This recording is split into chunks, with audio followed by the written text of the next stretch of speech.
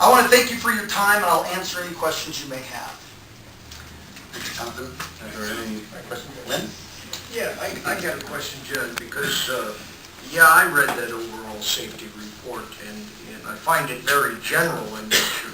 But if I understand it right, and I've discussed this with Neil, there's yet to be an internal safety program put in, which will include the operators, because we talked about this.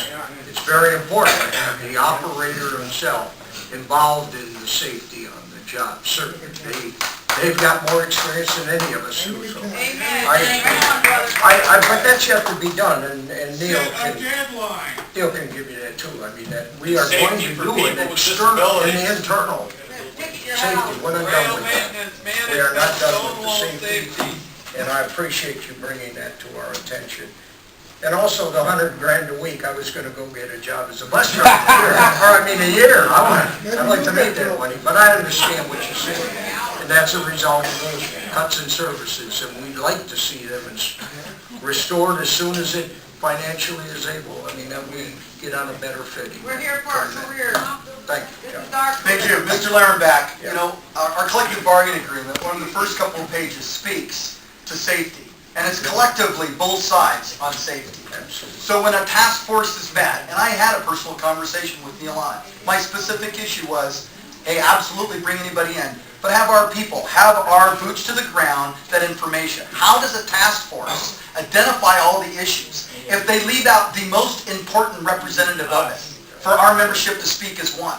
It just goes to show you how far apart we're on the issues. When communications break down, when we don't listen to our groups, we used to have a safety committee at each and every shop, at each and every garage. Now, it's a rotating from one garage to the next. We hope it's on the day that you can get off.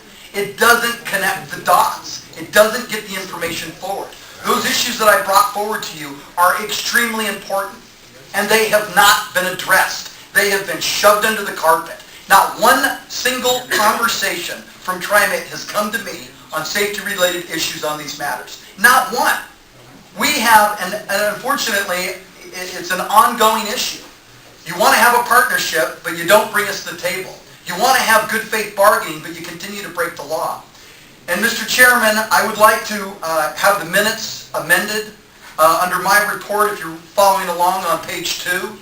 It emphasizes, I'll just go to the last sentence, that Mr. Hunt urged the board to instruct staff to continue to work forward to a resolution. What I stated, and I would like the record to reflect, that I urge the board to direct Trimet to quit breaking the law. Because that is what is taking place. We understand the difficulties of a budget. This is not our first trip to the rodeo. And under 23 collective bargaining agreements, with many different personalities and conversations and budgets, we are able to maintain and move forward and get a peaceful resolution. But for some reason, we have now bad legal advice. It was the same, by the way, under Fred Hansen's leadership, that we got those wage increases, that we maintained our health insurance. What do you think the reason is? Because that is the law. That's the way it's been interpreted. And it's continued to move forward. Our contract speaks to it. It has for over 35 years. How do we sit down in good faith with this over our heads? How do we tell our operators, don't break the law, but Trimet can? How can we continue to tell? How can I continue to tell my membership that, you know what, go to work and be a professional when we're being attacked daily? We have over 2,000 people within this organization. We took the top 7 and talked about it. We have their personal information that's out there. We recognize that Trimet's a public entity. We understand that that information at some point is going to get out. But do you think it's really appropriate that we put the names of our members first and last out there? We have ongoing issues as we've had the assaults that have continued to rise. We continue to have a problem. We want Trimet to stand up and start supporting the hardworking individuals that make this system run. Although I will say, Mr. Chairman, and I'll finish it up. I will say that we've had some preliminary conversations with Neil and Shelley, and at this point in time has not produced anything that we can move forward on. I'm hopeful I'm going to continue to move forward, but we're not going away. We're going to be at every board meeting. Maybe we'll stop off at your guys' work locations. Maybe we'll stop off at people's homes.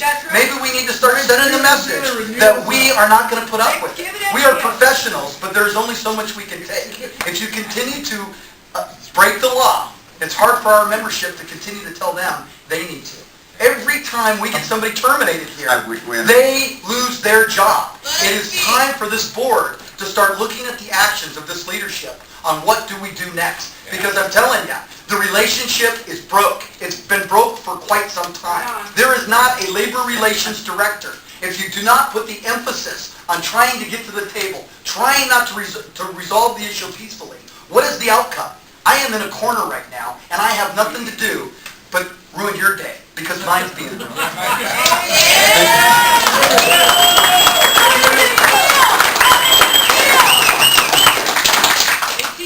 With respect to safety, perhaps you missed my statement at the beginning that the board does intend to hold management accountable and has expectations that we clearly lay out. Well, Mr. Chairman, with all due respect, if we don't follow the collective bargaining agreement that speaks that both parties, it is not just your responsibility, it is not just Trimet Management's responsibility, it is all of our responsibility on safety. If you don't bring us to the table, if you don't listen to our concerns, all you're going to do is get a whitewashed version. And John, I understand that. Okay, I understand that. I made a very strong statement. I made a very strong statement at the beginning of this session that everybody heard in this room. We are going to hold management accountable for improved safety now. All right? Got that? That's it? Thank you for your testimony. That is all. Because what's going to happen next? That is all. Jonathan, you're dismissed.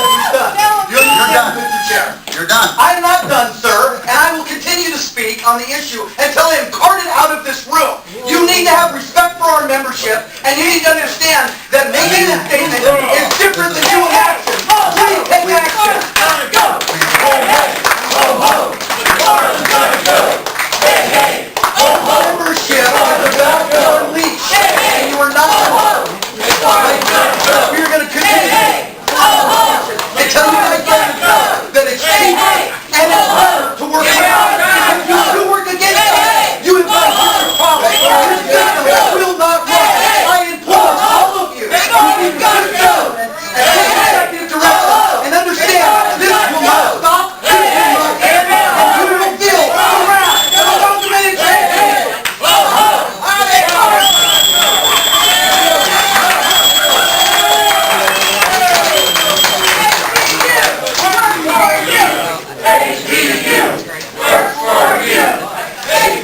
We're done for the day. I don't know how you're taking my medicine.